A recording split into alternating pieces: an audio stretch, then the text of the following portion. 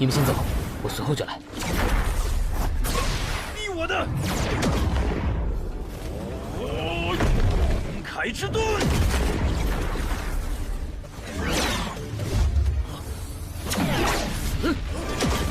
谁？陆云，你想走？这东西我拿走了哈。穆先生，久仰大名。给你。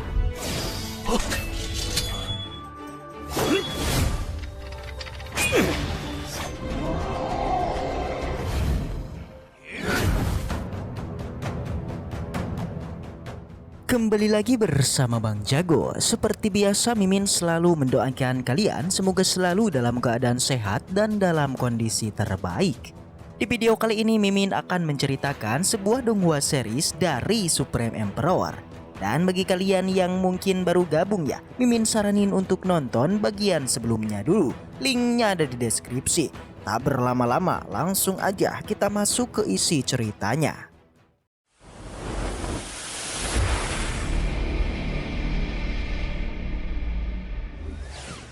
Cerita kembali dilanjutkan di mana kini di wilayah Douhuang terlihat beberapa orang bergegas masuk ke sana termasuk Meng Yao dan Xinya. Tentunya Xinya pribadi langsung menanyakan keberadaan dari Lord Muyun sekaligus bayi dalam perutnya. Alhasil Meng Yao pun bilang kalau bayinya sama persis seperti ayahnya yang sangat suka makan. Terbukti selama 3 tahun ini kekuatan di tubuhnya diserap terus menerus sampai Master Bao pun juga menghampiri. Dan mengatakan kalau kedatangan mereka ke sini bersama dengan klien penyihir. Tentunya ia pun juga menanyakan soal keberadaan dari Lord Muyun. Sayangnya Meng Yao dan Xinya yang tak tahu sama sekali, yang pada akhirnya Master Bao pun hanya mengingatkan agar mereka berhati-hati. Apalagi Menara Lanjin, Paviliun Bayangan, dan Gunung Suankong sudah bertindak semua. Bahkan Sekte Formasi, Sekte Artepak, dan Sekte Pil juga sudah bergerak. Terlebih lagi Suan Yude dari Gunung Suankong katanya juga sudah bekerja sama dengan suku parasit dari klan penyihir. Yang pada akhirnya mereka pun memutuskan untuk pergi bersama sekaligus bernostalgia. Sedangkan di dalam dari tempatnya terlihat seorang ketua dan muridnya sedang mencoba untuk mencari harta tulang naga. Balik lagi ke Lord Muyun, di sana ia pun langsung menemani Yun Ar untuk berkultivasi. Yang tanpa diduga tak butuh waktu lama Yun Ar pun beneran berhasil menerobos ranahnya. Yang ternyata selain menerobos ke ranah Pribulu tingkat ke-7, ia juga berhasil memadatkan Nas Chainsaw-nya. Tentunya yang pada akhirnya ia pun berniat memberikan Lord kita hadiah lagi. Yang ternyata hadiahnya adalah sebuah telur naga. Alhasil mau tak mau Lord Muyun pun tetap menerimanya dan mereka pun bergegas pergi keluar. Namun di luar ternyata Bibi Yun sedang bertarung dengan para pasukan dari keluarga Lin. Tentunya melihat Yun Ar yang sedang bersama dengan Lord Muyun, Bibi Yun pun juga sedikit tenang. Tapi meskipun begitu, karena sebentar lagi Tuan Muda Lin pasti akan datang ke sini, ia pun menyuruh mereka untuk segera pergi. Namun jelas Lord Muyun pun bilang kalau Tuan Muda Lin tak akan pernah muncul lagi di dunia ini. Bahkan ia pun juga langsung menyapu bersih semua musuh-musuhnya. Sementara untuk para pasukan lain, ia pun langsung melaporkan kepada wakil ketuanya kalau Tuan Muda Lin belum ditemukan sama sekali. Bahkan mereka pun beranggapan mungkin Tuan Muda Lin sudah mengkhianatinya. Tapi jelas wakil ketua pun bilang kalau 3 keluarga besar masih diperlukan untuk melawan aliansi darah nanti. Yang pada akhirnya karena ia pribadi juga sudah mendapatkan informasi dari tulang naga, jadi mereka pun memutuskan untuk mundur dulu. Balik lagi ke Lord Muyun, di sana tiba-tiba terdengarlah suara dari aungan naga. Sontak mereka yang mendengarnya langsung menyadari kalau ini tidaklah sederhana. Yang pada akhirnya mereka pun mencoba mengikuti suara dari aungan itu. Sedangkan di tempat lain, Baiju dan kawan-kawan yang mencoba mencari tulang naga juga merasakan kekuatan dari aungan yang sama. Tidak hanya Baiju saja, Meng Yao juga sudah bersama dengan para pasukan dari aliansi darah milik Lord Muyun, di mana ia dikawal langsung oleh ketua formasi dari aliansi darah yang bernama Silong, di mana Silong ini sudah di ranah Pribulu tingkat 10. Di sisi lain ternyata tak hanya mereka saja, terlihat orang-orang dari ras monster juga ada di sana. Bahkan demi menghindari Meng Yao dan kawan-kawan tadi, mereka pun memutuskan untuk mencari jalan yang lain. Apalagi Tuan Kaisar Chauke juga memerintahkan agar mereka membunuh Lord kita itu. Sampai untuk Lord Muyun dan juga Yun-ar tadi, mereka pun juga akhirnya tiba di tempat tersebut. Di sana Yun-ar pun menjelaskan kalau tulang naga itu dapat meningkatkan tubuh praktisi puluhan dan bahkan ratusan kali lipat. Sontak Lord Muyun yang menyadari kalau esensi inti dari naga itu adalah jantung dan tulangnya, jadi ia pun juga berniat mengambilnya. Terlebih lagi jika ia bisa mendapatkannya maka transformasi tubuh naganya pasti akan meningkat. Yang pada akhirnya mereka pun juga bergegas masuk ke sana. Tapi di sana di perjalanan tiba-tiba terdengarlah suara dari pertarungan seseorang. Hasil mereka pun memutuskan untuk mengintip dulu.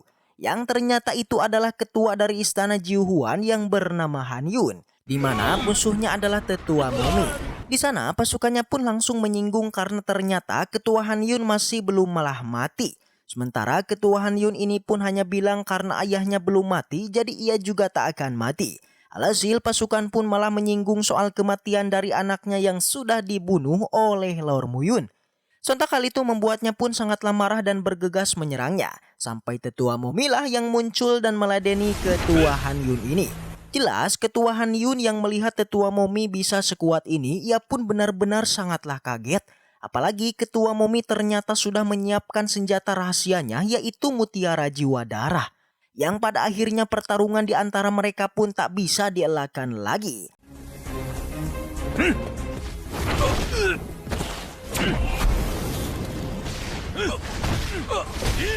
Sementara untuk Yun-ar ia pun langsung menanyakan apa yang harus mereka lakukan.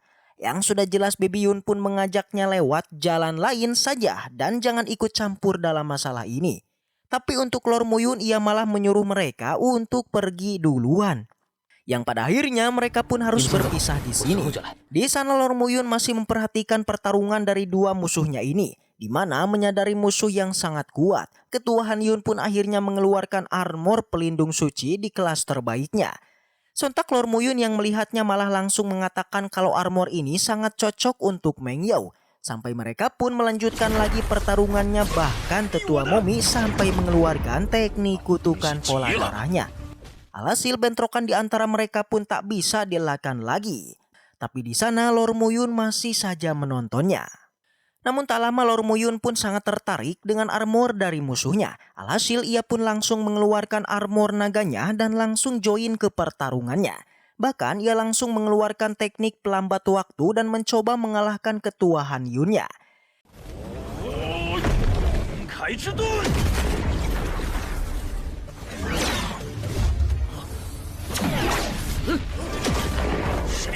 Jelas menyadari kalau itu adalah Lord Muyun, ia pun benar-benar sangatlah kaget dan mencoba untuk melarikan diri.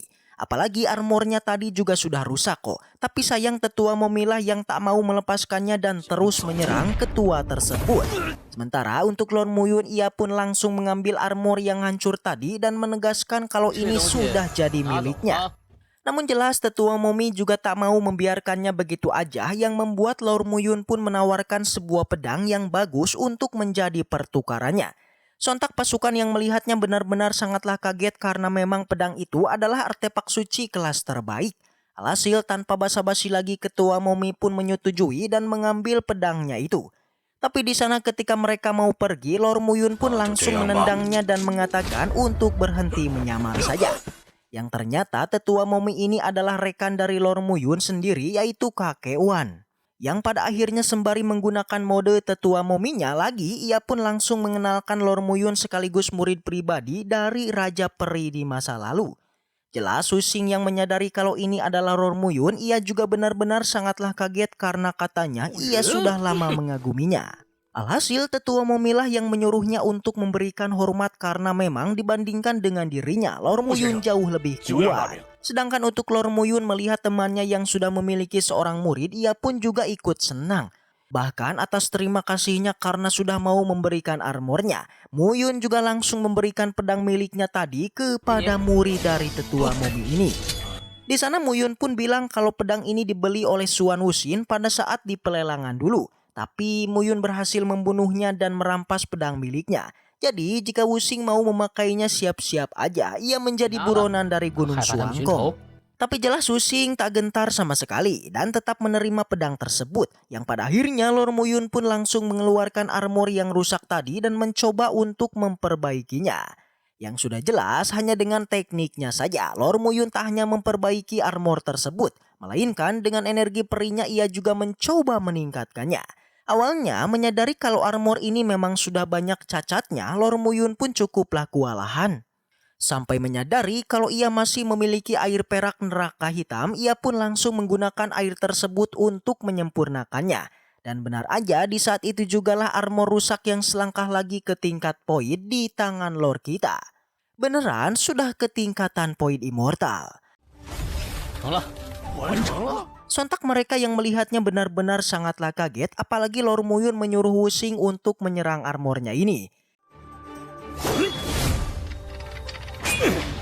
Yang sudah jelas, Wusing tak bisa menembus armor tersebut, bahkan ia pun bilang kalau ini adalah artefak poin immortal di tingkatan 2. Alhasil Muyun pun langsung tersenyum tipis, apalagi tetua Momi pun bilang selain Muyun tak ada lagi yang bisa melakukan ini. Yang pada akhirnya ia pun mengajak Muyun untuk naik gunungnya bersama-sama.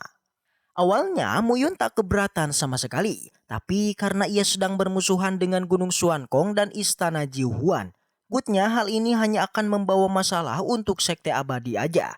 Namun tanpa diduga tetua Momi juga tak gentar sama sekali karena menurutnya meskipun Gunung Xuankong dan Istana Jiuhuan sangatlah kuat, tapi sekte mereka tak pernah takut dengan siapapun, yang pada akhirnya mereka pun bergegas pergi bersama. Tapi di saat itu jugalah Lord Muyun pun langsung merasakan kalau ada seseorang di belakangnya. Sementara di sisi lain atau ketua Han Yun tadi sembari memulihkan diri ia pun bilang kalau ia tak akan pernah melepaskan Lord kita. Sampai tetua Yude dari Gunung Xuankong pun muncul dan menanyakan kenapa ia terlihat marah. Terlebih lagi ia juga sudah di ranah pribulu tingkat 10. Tentunya ia pun menanyakan siapa yang bisa membuatnya seperti ini. Yang sudah jelas ia pun bilang kalau itu adalah Lord kita. Di mana ia tak hanya memiliki harta tersembunyi melainkan juga memiliki artefak poin immortal yang bahkan bisa menembus pertahanannya. Yang pada akhirnya karena telur naga yang menjadi tujuannya, jadi tetua Yude pun mengajaknya untuk pergi bersama. Terlebih lagi Lord Muyun kemungkinan bekerja sama dengan sekte abadi, jadi jika mereka bergerak sendiri hanya akan menambah bahaya aja. Alhasil ketua Han Yun pun menyetujui akan hal itu. Tapi di sana di perjalanan mereka pun melihat segerombolan serigala sisik hitam yang sedang bertarung melawan sekelompok orang. Hei Ling Lang, Yang ternyata serigala ini juga sudah bermutasi, bahkan serigalanya malah menyerang mereka juga. Sontak pertarungan pun tak bisa dielakkan lagi. Namun di sana bos dari serigalanya pun tetap mengaum dan menyuruh para pasukannya untuk tetap menyerang. Alhasil karena tujuannya ke sini untuk mendapatkan tulang dan telur naga, jadi tetua Yude pun mengajaknya untuk bekerja sama dalam mengalahkan serigalanya dulu. Apalagi hanya dengan mengalahkannya mereka baru bisa melewati jalan ini. Sama halnya dengan Muyun, di sana ia pun juga bertemu dengan para tetua di aliansinya. Tentunya ia juga langsung menanyakan tentang Meng Yao. Tapi di sana tetua pun bilang kalau Meng Yao dan yang lain sudah jalan duluan. Alhasil Lord Muyun pun memutuskan untuk tidak bergerak dulu dan membiarkan ketua Yude lah untuk bergerak duluan. Sementara untuk tetua Yude melihat Lord Muyun yang tidak membantu, ia pun benar-benar sangatlah kesal. Tapi untuk Lord Muyun ia malah menyuruh Baiju untuk keluar dulu. Alhasil tetua Yude lah yang kali ini dibuat kaget karena katanya pemimpin tidak memerintahkan Baiju sama sekali. Namun tetua Momi yang melihatnya ia pun langsung menuduh kalau Gunung Xuankong pasti sudah berpura-pura. Padahal mereka pribadi sudah merencanakan sesuatu yang gila. Tak hanya itu, di saat yang sama pasukan wanita pun juga akhirnya tiba. Tentunya mereka juga membongkar rencana dari Gunung Xuankong yang ingin memanfaatkan sekte lainnya demi merebut tulang dan telur naga. Terbukti Baiju dan Bai Xingtian jika tidak ketahuan oleh Muyun mereka tak akan pernah keluar. Terlebih lagi Baiju baru saja keluar dari klan parasit dan pasti membawa informasi tentang gua naganya. Sontak para pasukan dari klan penyihir pun mulai mencurigai pergerakan dari Baiju dan menuduh kalau Baiju hanya ingin memanfaatkan mereka. Bahkan senior Tian dengan tegas menyatakan kalau mereka tak mau lagi bekerja sama. Jelas Baiju pun benar-benar sangatlah marah karena Tian malah lebih percaya dengan Lord Muyun daripada dengan dirinya. Yang pada akhirnya untuk Baiju dan pasukannya pun mereka pun langsung menghampiri pasukan dari Lord Muyun. Dan setelah itu cerita pun bersambung. Baiklah, mungkin segitu aja untuk pembahasan kali ini. Dan semoga kita selalu diberikan kesehatan untuk mengawal Donghua ini. Dan sampai jumpa ya di video selanjutnya.